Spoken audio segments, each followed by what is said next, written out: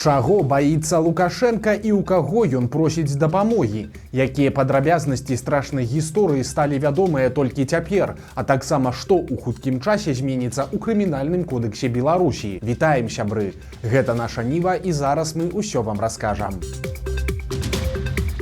Сёння Лукашенка сабраў сілавікоў. Ён прымаў вялікую дэлегацыю міністраў унутраных спраў краін СНД. Само сабою, ён не ўстрымаўся ад таго, каб пажаліцца гасцям і на захад, і на санкцыі. А калі ён адарваўся ад паперкі, то прачытаў цэлую лекцыю пра тое, як трэба жыць. Знаете, мужики, вот исходя из своего опыта скажу, что жизнь такая бурная сейчас и очень изменчивая.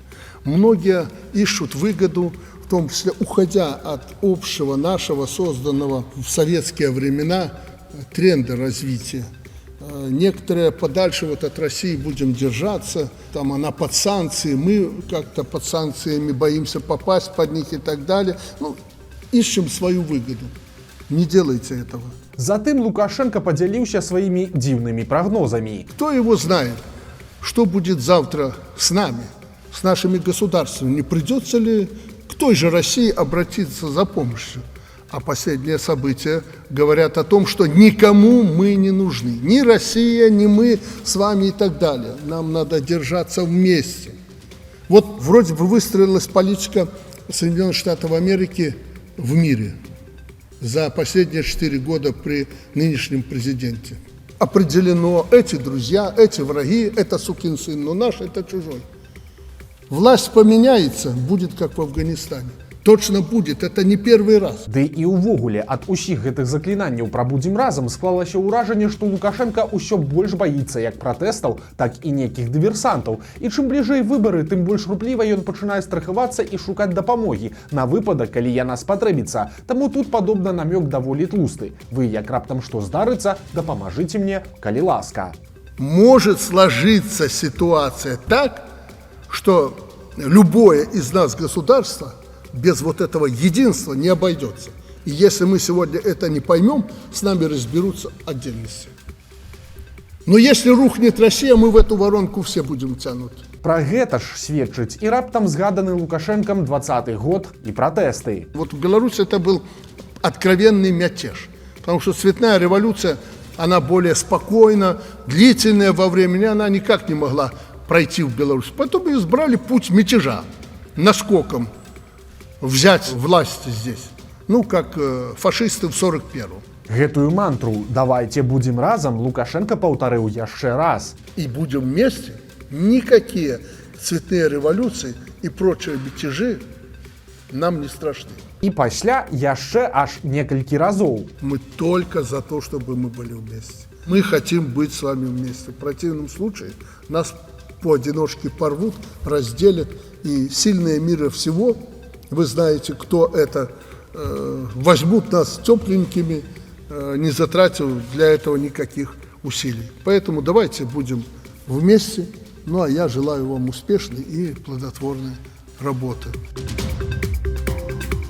Страшныя лічбы. Журналісты партала «Зеркало» з дапамогай былых сілавікоў Белпол здабылі ліст генпракуратуры да віцэ-прэм'ера Ігора Петрышэнкі. У ім сілавікі непакояцца надзвычайным ростам дзіцячых самагубстваў. Напрыклад, за першае паўгоддзя 24-го года іх колькасць павялічылася ажно на 50%. Акрамя таго, дзеці сталі раней ісці на такі страшны крок. Дваім самым малодшым было ўсяго па 10 гадоў. У лісце таксама прыводзяцца і дэталі некаторых гісторый. Напрыклад, у замастаўчанскай школе Віцебскага района проста ў школьнай спортзале звяла рахункі з жыццём 15-гадовая вучаніца. Да таго яе некалькі гадоў гвалтаваў сужыцель маці. Праз гэта дзяўчыну забралі з сям'і і адправілі ў дзіцячы дом. Пасля гэтага яна мела псіхалагічныя праблемы, пра якія ведалі як выхавальнікі дзіцячага дома, так і педагогі школы. Але ніякай псіхалагічнай дапамогі школьніца не атрымала. На думку пракурораў, гэта і прывяло да самагубства. І гэта не адзіная такая гісторыя, калі настаўнікі ці школьныя педагогі проста ігнаравалі трывожныя сігналы дзяцей,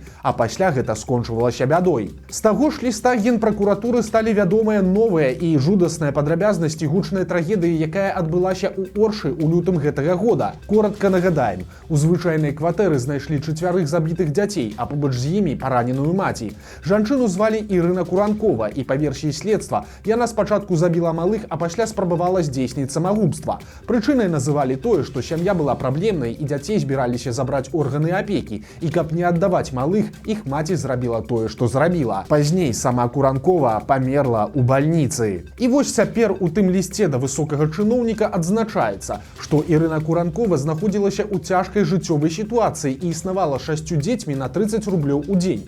Нагадаем, старэйшы сын жанчыны вучыўся ў 11 класе, яго брат у 8, сястра ў 1, а яшчэ 3 малым было ад года до 5.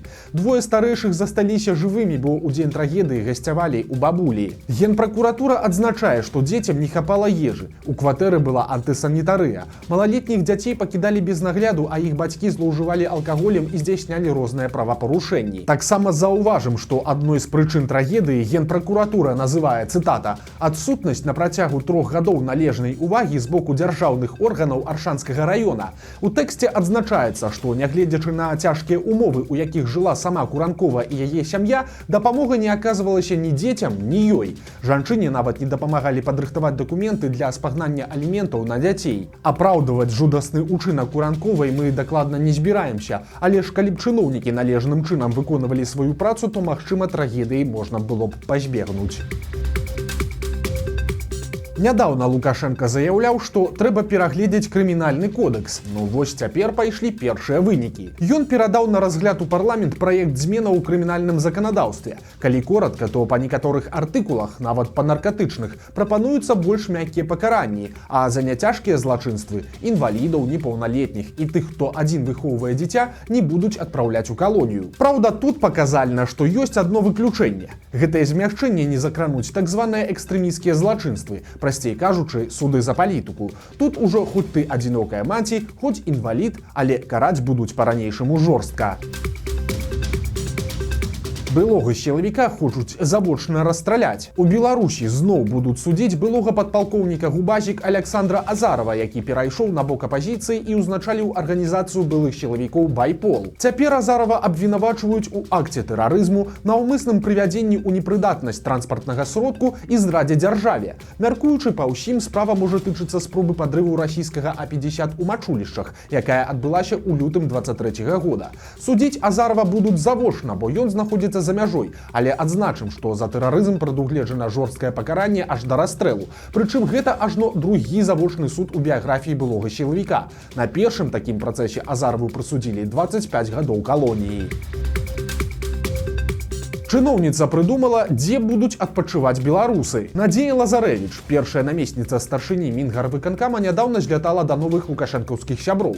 Разам з вялікай дэлегацыяй праўладнага саюза жанчын Лазарэвіч наведала Зімбабве, засталася вельмі задаволенай і цяпер заклікае беларусаў ехаць туды на адпачынак. На думку чыноўніцы, паглядзець у Зімбабве ёсць на што. Цэны там таксама прымальныя. Карацей, засталося толькі запусціць рэгулярныя рэйсы. 3 беларусаў загінулі ў Ленінградскай вобласці. Хлопцам было 21, 22 і 26 гадоў. Разам яны ехалі машынай па начной трасе, але 22гадовы кіроўца не справіўся з аўтамабілем, зляцеў з дарогі і ўрэзаўся ў дрэва. Удар быў такой сілы, што машыну літаральна сціснула ў камяк, і кіроўца, і яго пасажыры загінулі на месцы.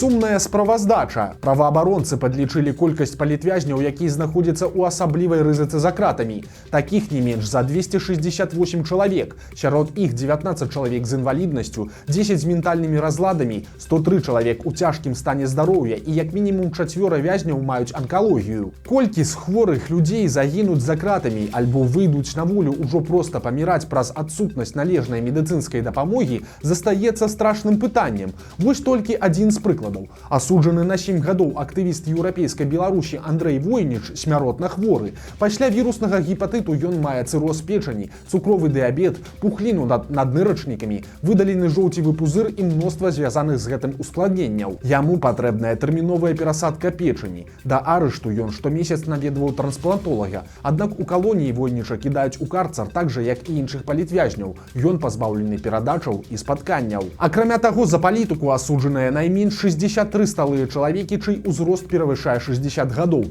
Прычым шмат хто з іх таксама мае вялікія праблемы са здароўем. Найстарэйшыя з палітвязняў гэта 76гадовы Міхаіл Ляпейка з Магілёву, які быў накіраваны на прымусовае лячэнне ў псіхіятрычным шпіталі за абразу Лукашэнкі, і 76гадовая Наталля Таран, якая знаходзіцца ў калоніі. Таксама за палітыку сядзяць 39 шматдзетных маці і бацькаў. Вядома мінімум пра 5 сямей, дзе пасадзілі абодвух бацькоў. Тым часам затрыманні за палітыку адбываюцца штодня. Цяпер стала вядома, што вялікая аблава сілавікоў прайшла ў Фаніпалі. Там працаваў губазік. Па сумнай традыцыі затрыманых людзей прымусілі на відэа прызнавацца ва ўдзеле ў пратэстах.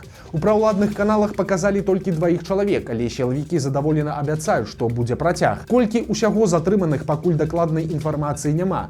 Нагадаем, што мінулая падобная аблава ў Фаніпалі адбылася троху больш за месяц таму. Тады затрымалі не менш за 6 чалавек.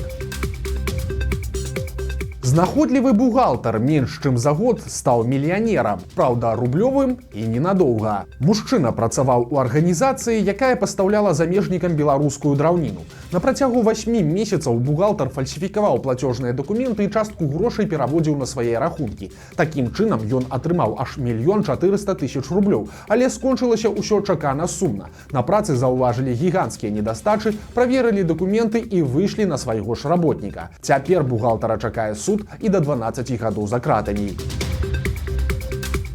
Вось такія навіны чацвярга. Падпісвайцеся на канал, стаўце лайкі альбо дызлайкі і выказвайце заўвагі ў каментарах. І, канешне, чытайце нашу Ніву, глядзіце нашу Ніву і любіце Беларусь. Да сустрэчы заўтра.